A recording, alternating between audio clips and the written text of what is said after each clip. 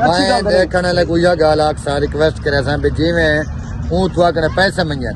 वो मैं उदा चाचे हैं जिवें मैं इता वे थोड़ा हक बनदा मैं को कुटवा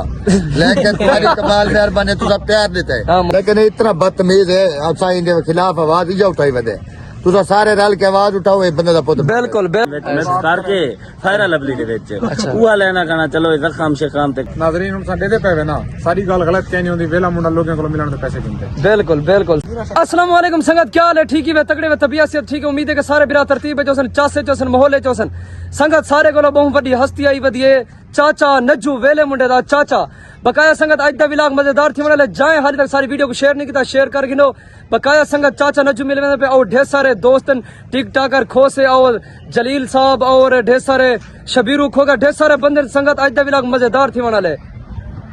अस्सलाम वालेकुम चाचा नज्जू, क्या हाल है सही? ठीक है वे तकड़ी वे साबिर, क्या हाल है? आओ सिंह क्या हाल है? जलील उस्ताद क्या हाल है? सौदर क्या हाल है? ठीक है वे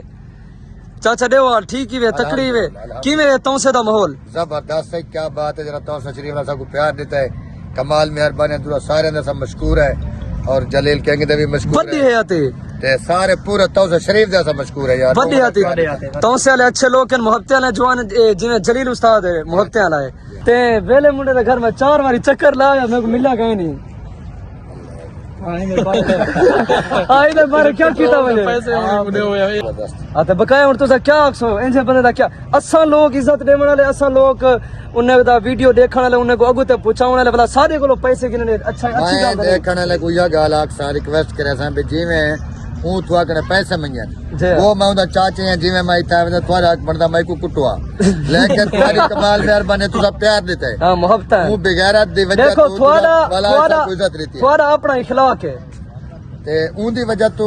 वो तो को नहीं मिला लेकिन उनके बावजूद तुसा सा कोई इज्जत रहती है ऐसा तोरे मशकूर है। लेकिन मैं भी आवाज उठाई है वेला शापर वास्ते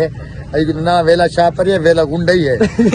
ये हर काम जो करे ना असा भी आवाज उठाई वे कि कैंची सट गया पब्लिक को फ्री मिल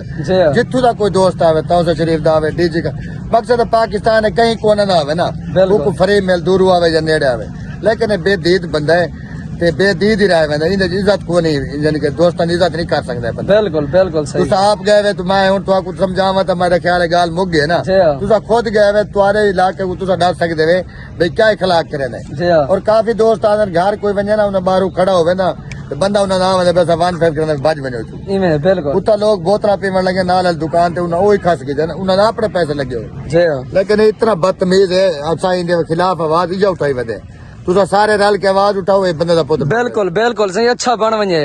शबीर उस्ताद क्या हाल है? कायन थे ठीक यार किवें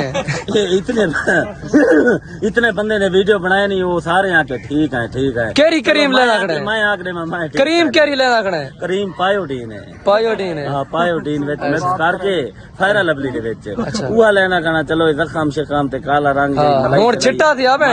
सागु टाइम दे कई वेले बिरा टाइम है रात दा कितने बजे जितनी वजह दिल आखी बस ठीक है ओके कर मुझे क्या हाल है? बकाया संगत चाचा 1 बजे तक लाइव ते बनाऊं तो बाद मैंने राब्ता किया तो मैं वो था फिर रात को टाइम दे सब लाइव देते हैं हां उन तो दर्शन 1 बजे बाद बिल्कुल सही गल है। अच्छा बहुत सारे दोस्त को देन के वेला मुंडा लोगों को मिलण दे पैसे कह नहीं दिंदा तुसा गलत बयानी करने हुन भाईजान तुसा खुद भी आदे बिल्कुल बिल्कुल सही नाज़रीन हुन साडे दे पैवे ना सारी गल गलत कहनी होंदी वेला मुंडा लोगों को मिलण दे पैसे दिंदे बिल्कुल बिल्कुल सही गल है।